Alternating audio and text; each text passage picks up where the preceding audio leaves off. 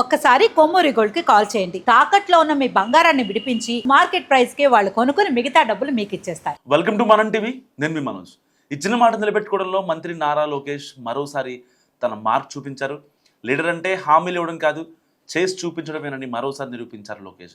గతేడాది జరిగిన 10వ తరగతి పరీక్షల్లో పల్నాడు జిల్లా కారంపూడి మండలం ఒప్పిచర్ల గ్రామానికి చెందిన అంగడి పావని చంద్రిక అనే విద్యార్థిని 600కి 598 మార్కులు తెచ్చుకుని రాష్ట్రంలోనే ప్రథమ స్థానం సాధించింది. ఈ అద్భుతమైన విజయం సాధించిన విద్యార్థులను మంత్రి లోకేష్ స్వయంగా కలిసి అభినందించారు. ఈ ఆత్మీయ సమావేశంలో పావని చంద్రిక తన ఆవేదనను మంత్రి లోకేష్ దృష్టికి తీసుకెళ్లారు. తాము రోజు బడికి వెళ్లే ఎస్పేట రోడ్డు అధ్వానంగా మారిపోయిందని, వర్షాకాలంలో తీవ్ర ఇబ్బందులు పడుతున్నామని వివరించింది. సో విద్యార్థుల కష్టాలు విన్న వెంటనే లోకేష్ స్పందించిన తీరు నిజంగా అందరినీ ఆశ్చర్యానికి గురిచేసింది. ఏమాత్రం ఆలోచించకుండా ఆన్ ది స్పాట్లోనే స్థానిక ఎమ్మెల్యే జూలకంటి బ్రహ్మానందరెడ్డికి ఫోన్ చేసి వెంటనే ఆ రహదారిని నిర్మించాలని స్పష్టమైన ఆదేశాలు జారీ చేశారు. మంత్రి లోకేష్ ఆదేశాలతో యంత్రాంగం పరుగులు పెట్టింది. విద్యార్థిని అడిగిన వెంటనే నిధులు మంజూరు కావడంతో ఏకంగా 18 లక్షల రూపాయల వ్యయంతో సీసీ రోడ్డు పనులకు శ్రీకారం చుట్టారు.